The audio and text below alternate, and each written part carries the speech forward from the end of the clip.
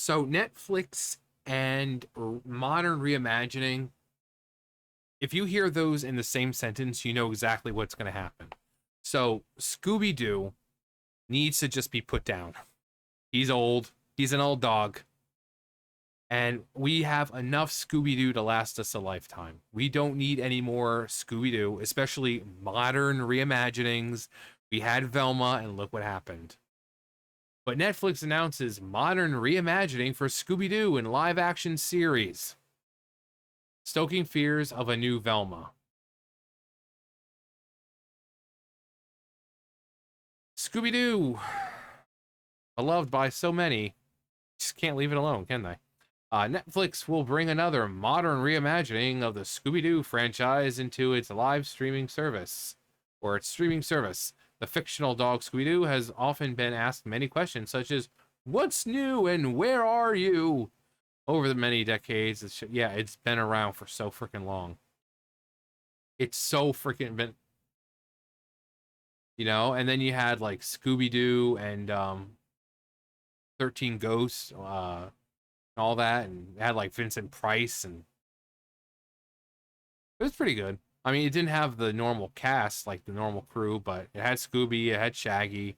I think Velma was there. Um, but then like the movies, Scooby Doo on Zombie Island, Scooby Doo and Witch's Ghost. The music in those movies went harder than it should have.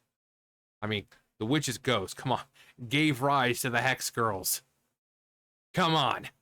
Come on.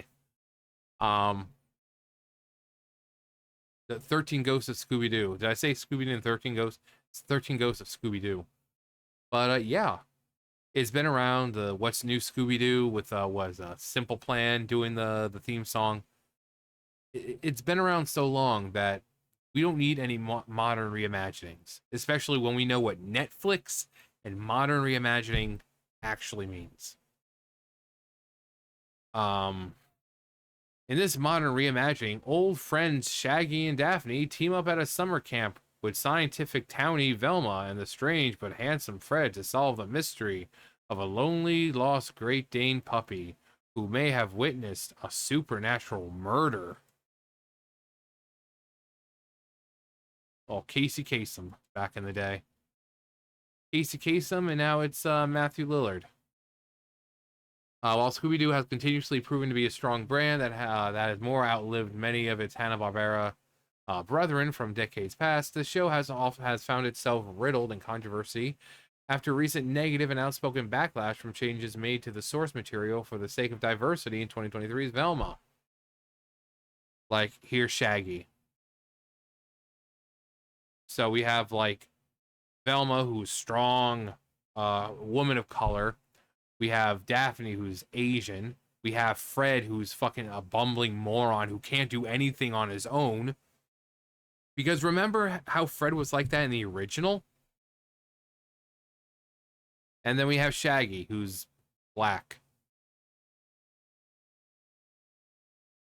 But I always said that these guys were just cosplaying because almost like just to prove it, there's an episode where I think Daphne and Velma are walking through the school, and you see the actual Daphne and Velma walking by them. They're going that way, and they're going. So these two are not the real Daphne and Velma. Apparently, Daphne and Velma do exist. Just these people are just kind of cosplaying as them. While Scooby-Doo, over the years, that have received questionable reception from the public, such as the animation Return to Zombie Island film. It was interesting. Or the often forgotten Daphne and Velma direct-to-video live-action movie. There's only one Daphne and Velma that I want to see. But it's not the direct-to-video live-action movie. The scars left behind from the very outspoken backlash for Velma have put the brand in a very awkward spot, and with Netflix creating a mixed reputation for producing live-action remakes, the Great Dane has seen a lot of work cut out for him to solve the mystery on how to create a profitable show. Scooby-Doo as a franchise has been known that not has shown that not every entry needs to be a smash hit. That is the talk of the town, as the series has spawned around 50 films in varying forms of media, with many being a bit obscure. It can't be neglected that the formula of the franchise has hit the imaginations of viewers across several generations and decades, with the van lifestyle and ghost stories being a popular trend amongst younger viewers. Greenlighting a new series to create a show, create a somehow even larger fan base, makes financial sense, but the trail might go cold for Netflix on a potential success. Yeah, again, there's been so many incarnations of Scooby Doo. Yeah, like I said, Scooby Doo, where are you? The 13 Ghosts of Scooby Doo. What's new, Scooby Doo? You have the movies that were in between. Um, you have the live action movies. So Scooby's been around a very long time, and like your parents were watching Scooby Doo when they were kids. Um, so while it is still popular, again, Netflix, Netflix live action modern reimagining for the modern audience. Whether you're a fan of the short-lived series or not, Velma became a focal point in the culture war, and with many franchises appearing to now be shifting to newer industry trends that more reflect the tropes of prior time periods, such as the early 2000s, the new showrunners Josh Applebaum and Scott Rosenberg are going to have a lot of work cut out for them to have Mystery Inc. once again win the heart of viewers everywhere. The upcoming series is said to be a modern reimagining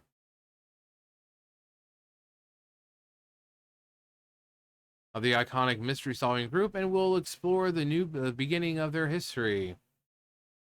During their final summer at Camp Ruby Spears, old friends Shaggy and Daphne get embroiled in a haunting mystery surrounding a lonely, lost Great Dane puppy that may have been witness to a supernatural murder. Together with the pragmatic and scientific townie Velma and the strange but ever so handsome new kid Freddy, they set out to solve the case that is pulling each of them into a creepy nightmare that threatens to expose all of their secrets.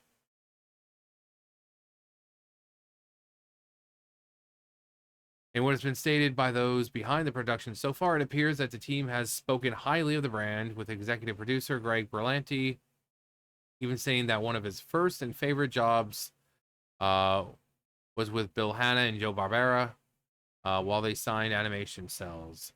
There's a lot of desperate hope that the Scooby-Doo series will be good, but at the end of the day, Netflix is at the wheel of the mystery machine, and fans can only hope that the final stop is not another streaming scare for viewers.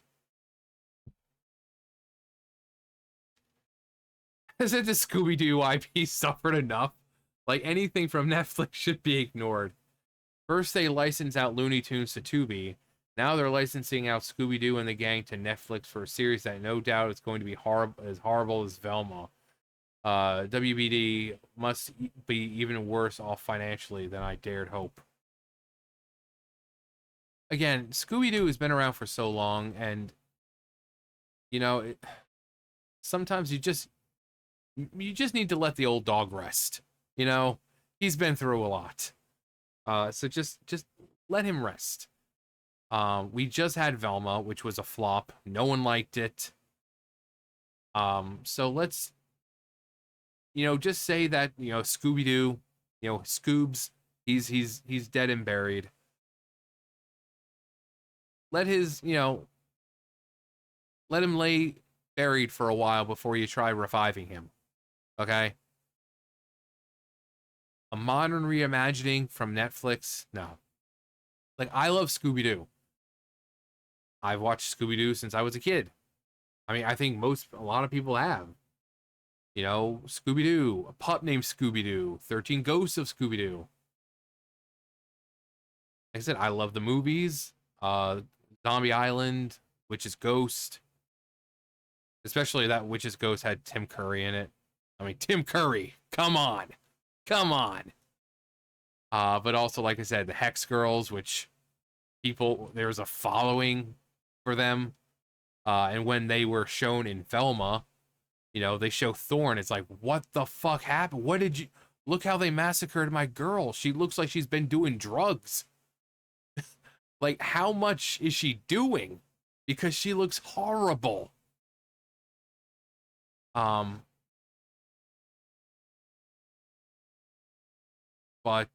the live action ones were real fun.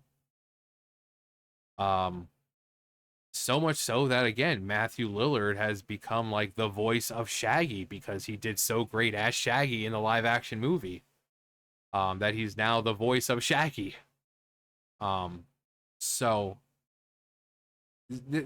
there's a time and a place right now, and it's just not the time and place for a new Scooby-Doo. I get that they might be running out of money or low on money or whatever, but think of a new IP. Think of something new and original. Stop just stop. Just stop. Please, let the dog rest for a little bit.